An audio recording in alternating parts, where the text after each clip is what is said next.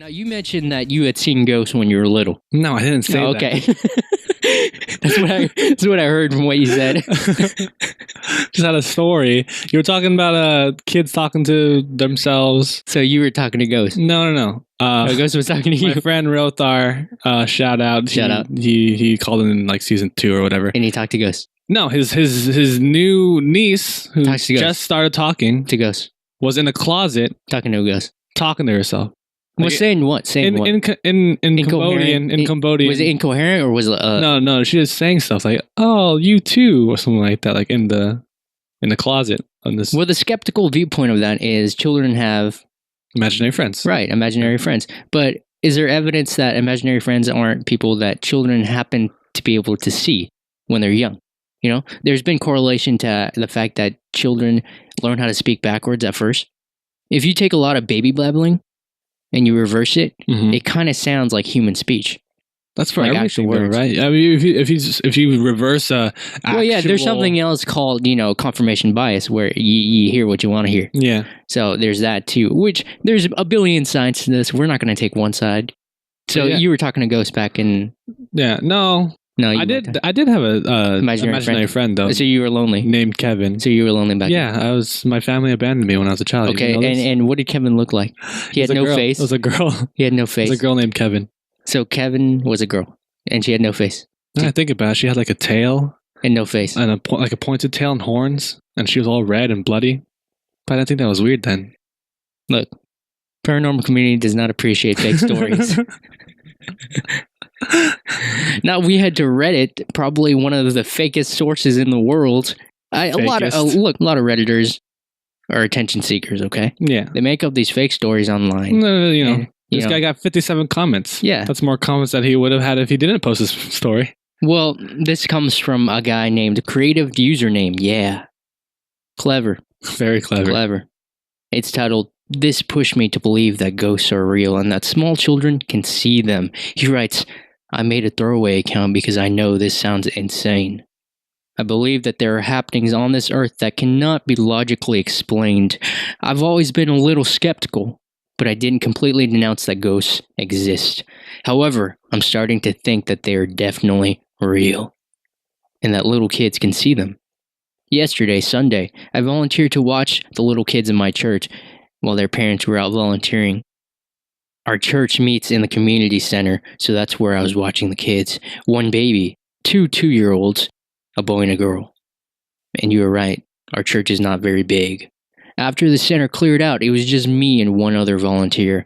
She had the baby in a side room trying to put him down for a nap. I had the 2-year-olds in the main room. I had a weird feeling all day and kept feeling like there was someone standing behind me, but chalked it up to being alone in the building. The kids and I were sitting on the floor and rolling a ball back and forth to one another when the boy asked if we could throw it instead. I said yes, and we stood up. He ran towards me and threw the ball just out of my reach. It went behind me. I did not hear it bounce.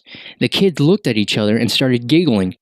I whirled around and saw the ball suspended in mid-air for a split second before falling to the ground.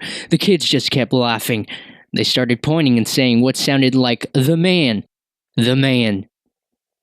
That was all paranormal that occurred yesterday, but the kids didn't say anything about the man for the rest of the day. It freaked me out, but I wasn't scared. I just wanted to share. All right, that last comment.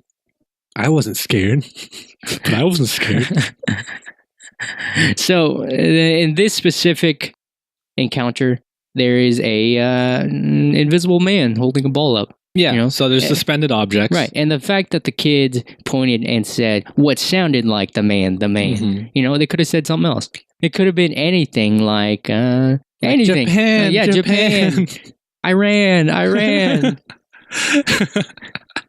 Jackie Chan. I don't know. They could have said anything. Confirmation bias. You hear what you want to hear. And how do you explain the fact that the ball was suspended in midair, though? Was there a sudden draft that came in that held the ball up? That is the most compelling part of the story. Yeah, if it's real. If it's real, definitely. Scientifically, no explanation. Maybe he saw something that he wanted to see, kind of like confirmation bias. Well, would you really see a ball suspended in midair? I've never seen that. I'm gonna chalk it up to the story being fake. That's what I'm. Let's chalk it up. I don't know, man. It is compelling. Okay, say this is real. Say this happened to you. You're babysitting. Okay, let's take this as a truth then. Okay, take it as a truth. So I'm babysitting. You're babysitting. You're babysitting your nephew, and you hand them scissors and knives to play with. Which I do all the time. Yeah, he throws it at you, and then it gets suspended in midair. And then he points and says, Jackie Chan, Jackie Chan. So what would you make of that? I would think Jackie Chan died that day and came to my house. So you instantly go on the computer. Yeah, right. And I instantly go on the computer and look up if Jackie Chan died that day, which there will be articles about Jackie Chan dying because there's articles about Jackie Chan dying every single day. What would surprise me even more is that the baby knows who Jackie Chan is.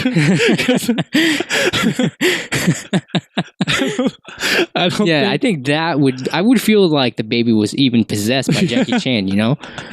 Oh, man. Crazy stuff. Crazy stuff. Now, there's another encounter that was posted on the paranormal board on Reddit, posted by Padawan. Padawan, titled Childish Dreams or Past Experiences. So when I was very young, I lived with my mother and stepfather in a 2-bed apartment in a pretty big house. I was pretty young, about 4 or 5, but I still remember 2 experiences clearly. The first was when I dropped my sippy bottle on the floor. Nothing big or spectacular, but when I leaned over in my bed to get it, I heard a loud hissing and saw a snake wrapped around it. I'm not sure if it's related, but usually every night I'd see a woman in the corner watching me. I wasn't scared, I don't think, but very cautious and unable to sleep, which relates to my next experience. When I couldn't drift off to sleep, I would feel a hand stroking my back and soothing me gently. If I looked under the covers, I would see, clear as day, just a disembodied male hand, with just the cuff of the shirt and suit he was wearing showing. Nothing more than that. The feeling was really vivid, and some nights I could still feel it, and I'm really stressed or upset. It felt very protective, and whenever it happened, the woman in the corner didn't make me worry as much. After we moved, it didn't happen as often, but I sometimes still feel the presence and the touch. I've put it down to childish imagination. But what do you think, guys? Now, there's a recent comment from 30 Days of Green that reads, that is interesting. It could be many possibilities. Could be something your imagination conjured up to keep you comfort. But it could be a few spirits with compassion wanting to calm a child. They can attach, but luckily they don't seem violent, so that is good. The snake, I don't know, that's odd. Could be the thing they're trying to protect you from. Just some thoughts. Hope it gives some help. Now, I was about to say the exact same thing. That the snake might be a demon, you know, or a bad entity. And